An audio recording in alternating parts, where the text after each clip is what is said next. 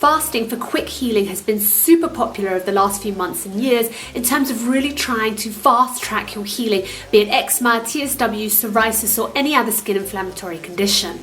And in this video today, I'm going to explain to you how we can use intermittent fasting in order to fast track our healing process and how it works and how it can be done.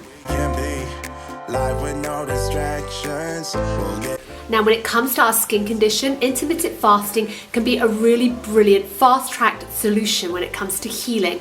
But this is just temporary. We need to focus on the long-term diet. But in terms of just getting a little bit of relief for our skin condition, just to overcome some of that inflammation, intermittent fasting can be an excellent solution.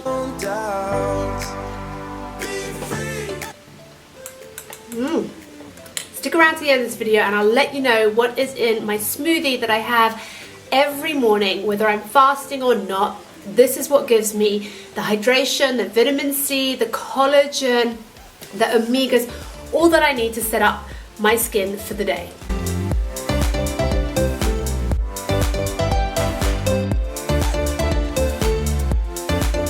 What is up, you guys? Welcome back to my channel. For those of you who are new here, my name is Layla and this channel is dedicated to all of those of you who are suffering with topical steroid withdrawal, eczema, psoriasis, any other skin inflammatory condition that you might be suffering from. This is the channel to be watching about how to heal your skin ailments from the inside out. On my channel, I share with you guys how I overcame my lifelong eczema and topical steroid withdrawal completely naturally from the inside out. And I am so happy to say that I'm completely steroid free and I have not had an ounce of eczema or TSW ever since I practice my healing process. So go ahead and jump into my content after this video so you can learn a little bit more about what I did in order to overcome my TSW and my lifelong eczema. So first up, intermittent fasting is not about starving yourself. It's not about depriving yourself from the actual nutrients that you need to put into your body in order to heal, in order to function and have energy. No, it's a simple method in whereby we reduce the amount that we're eating on certain periods in the 24-hour cycle in order to allow your digestive system to rest and repair itself so that it can start focusing on the other areas in the body that need that energy. So it is said that in the Western world, we actually eat far too frequently, and the object of the game is to actually reduce the amount of meal intakes that we have, and we can do this really easily with intermittent fasting. Fasting allows the body's enzyme system to focus on detoxifying by breaking down these toxins in the body rather than always focusing on the digestive system. This in turn resets your immune system. Fasting also helps reduce sugar cravings. Now, sugar cravings is something whereby we're reaching for the sweet stuff and we've really got to try and overcome that because sugar kills collagen and we need that collagen structure. We need that collagen cell renewal growth to keep our skin plump, healthy, juicy, glossy, smooth, beautiful, all of that. So go ahead and check out my sugar video after this one where I really delve down deep into the topic between sugar and the collagen production. Just remember that your body is always trying to heal itself. And by fasting, we're giving the body that time, that energy it needs to heal itself in an intermittent way, so in short periods of time, not very long periods of time. Remember, we're not overdoing this, we're not starving ourselves, we're just doing this for a few hours, and we're going to talk about that next. So how long do we need to be fasting for in order for it to be effective? Well, typically it's a 16-hour break. Now wait, I know you might think that feels like a really long time, like an eternity or something, but it's really, really not. It's all about just actually managing your meal times, resetting them a little bit, and before you know it, the 16 hours is over. So this is how I do it. For a 16-hour intermittent fasting, it gives you enough time for your body to reset itself, for that inflammation to go down, for all of those sugar cravings to go away, for that immune system to kick in. 16 hours is a perfect time, and I would do this twice a week. So in order to do this really effectively, the way I do it is that I have an early dinner and I fast whilst I'm sleeping effectively. I would have my dinner as early as 6 p.m. and finish eating at say 6:30, and then I would go all the way until either 10 o'clock the next morning and sometimes till 12 o'clock the next day, depending on how bad and how much I have flared with my skin. Do remember, you can drink as much water as you like in this period. There's absolutely no limitations on water, and if you really want to have a decaf coffee in the morning, I've done it and I've still had the same really good results. I've looked up online and it does say you can drink some juices or smoothies if you want to. Just keep your body hydrated. That's the important thing. Your body will still be having that break from breaking down food.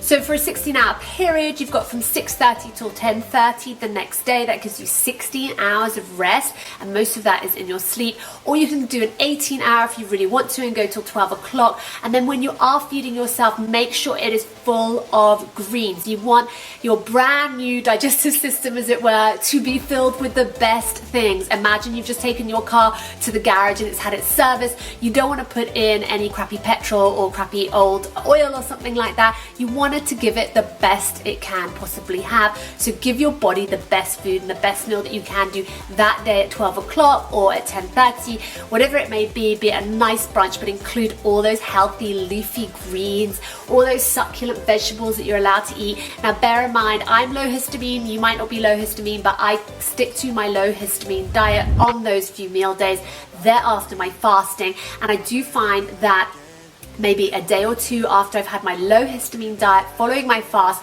I can tolerate high histamine foods. It's fantastic. I can tolerate quite a little bit of this and that that's kind of like naughty on my histamine list, and I can allow myself, the odd banana or some chutney or maybe even actually a little bit of sugar if I dare say. But generally speaking, I don't really want it. But if I wanted to have a little bit of dairy, then I can. A little bit of cheese if I want to, which has always been a big no-no on my low histamine list. So yeah, I find it really effective. Look, if you're not successful for the first time round, don't beat yourself up. Maybe allow yourself a couple of smoothies so you can work up to the next intermittent fasting period, whereby you can actually tackle it a little bit more head on. I did struggle perhaps in the morning. The first time I did try intermittent fasting, I completely forgot, to be honest, that I couldn't eat anything, and I think I ate some of my leftovers for my children's breakfast or something. But nonetheless, I kept myself generally quite busy once I actually got a handle on this intermittent fasting track. I would go to yoga, I would go for a walk. It kind of like sped up the time a little bit, especially in the morning after I dropped the kids off from school. So it is something that you can make sure that you add into your day, that you keep yourself a little bit busier than usual, and maybe not stick around your kitchen, because that might actually just entice you to go ahead to the fridge and put something in your mouth. But I do find that between those hours, especially if I have an early dinner, I am not so hungry in the morning. Do bear in mind that you don't want to over fast. Extending your fasting, especially if you're beginning with this at the very start of your healing journey, it's really important that you really respect the hours in which you're fasting, and to really start off as a beginner for 12 hours and then build up to 16, because it does take work and time and determination in order to do this, and you don't want to be putting your body into that stress mode, raising those cortisol levels, putting your body into fight or flight, because that in turn can only allow you to end up with another flare. This is the most natural technique that I have found and was really effective during the course of my very early days at TSW. It really did help fast track my healing, and I hope it does the same for you too. Let me know down below in the comments if you've tried intermittent fasting or if it's something you do on a regular basis. I used to do it twice a week, and I used to do it near the weekends as well, so that I could have a little bit of a lie-in in the morning, especially if I hadn't slept very well during the night.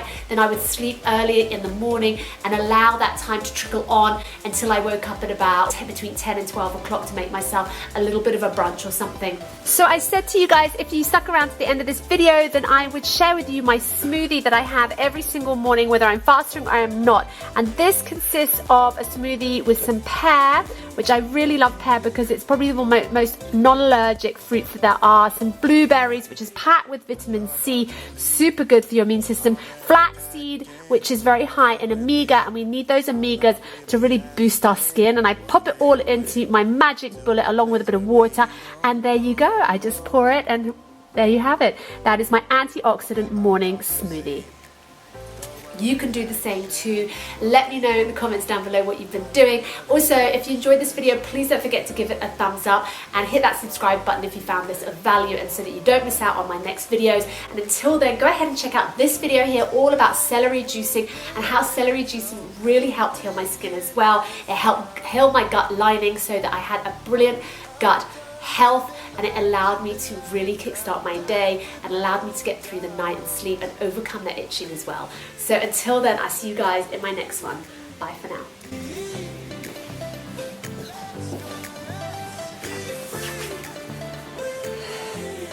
I don't have a watch.